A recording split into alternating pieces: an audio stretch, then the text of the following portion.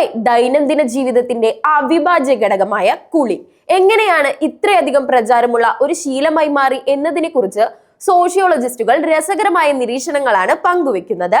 20-ാം നൂറ്റാണ്ടിന്റെ തുടക്കം വരെ കുളി എന്നത് ഇന്നത്തെ പോലെ എല്ലാവരും ദിവസേന ചെയ്യുന്ന ഒരു കാര്യമായിരുന്നില്ല. എന്നാൽ വ്യവസായ വിപ്ലവത്തിന് പിന്നാലെ സോപ്പ് കമ്പനികൾ നടത്തിയ വിപണന തന്ത്രങ്ങളാണ് കുളിയെ ഒരു പരിഷ്കാരമായി സമൂഹത്തിൽ പ്രതിഷ്ഠിച്ചത്. 20-ാം നൂറ്റാണ്ടിന്റെ ആദ്യ പകുതിയിൽ കുളിയെ കേവലം അഴുക്ക് കളയാനുള്ള ഒരു മാർഗമായും സമയം ലാഭിക്കാവുന്ന പ്രവൃത്തിയുമായാണ് പരസ്യങ്ങൾ അവതരിപ്പിച്ചത്. ഈ കാലയളവിൽ സോപ്പ് കമ്പനികൾ ശരീര ദുർഗന്ധം എന്നത് വലിയൊരു സാമൂഹിക വിപത്താണെന്ന ഭയം ജനങ്ങളിൽ സൃഷ്ടിച്ചു. 1920കളിൽ ലൈഫ് ബോയ് പോലുള്ള ബ്രാൻഡുകൾ തങ്ങളുടെ പരസ്യങ്ങളിലൂടെ ദുർഗന്ധം കാരണം ജോലി നഷ്ടമാകുമെന്നും പ്രണയപരാജയം സംഭവിക്കുമെന്നും മുന്നറിയിപ്പ് നൽകി.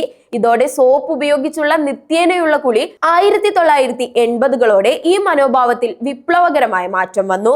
കുളി എന്നത് വെറും ഒരു ശാരീരിക ശുചിത്വ പരിപാടി എന്നതിലുപരി ആഡംബരവും ആസ്വാദനവും നിറഞ്ഞ ഒരു അനുഭവമായി ബ്രാൻഡ് ചെയ്യപ്പെട്ടു. സോപ്പിന്റെ ലക്ഷ്യം കേവലം ശുദ്ധി എന്നതിലുപരി സൗന്ദര്യം കൂടിയായി മാറി.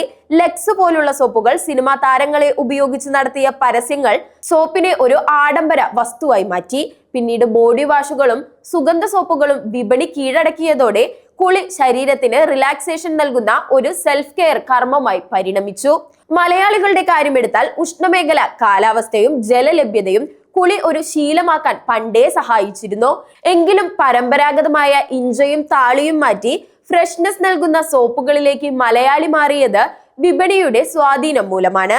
ഇന്ന് പലർക്കും സോപ്പ് ഉപയോഗിച്ച് കുളിച്ചില്ലെങ്കിൽ ആ ദിവസത്തിന്റെ പൂർണ്ണത നഷ്ടമായതായി അനുഭവപ്പെടുന്നു. ശുചിത്വത്തെക്കുറിച്ചുള്ള അവബോധം വളർത്തുന്നതിനൊപ്പം കുളിയെ ഒരു ജീവിത ശൈലിയായി മാറ്റുന്നതിൽ സോപ്പ് കമ്പനികൾ വഹിച്ച പങ്ക് വളരെ വലുതാണ്. ചുരുക്കത്തിൽ കമ്പോള തന്ത്രങ്ങളും മാറുന്ന സാമൂഹിക ബോധവും ചേർന്നാണ് കുളിയെ നമ്മുടെ ജീവിതത്തിൽ ഒഴിച്ചുകൂടാനാവാത്ത സംസ്കാരമായി മാറ്റിയെടുത്തത്.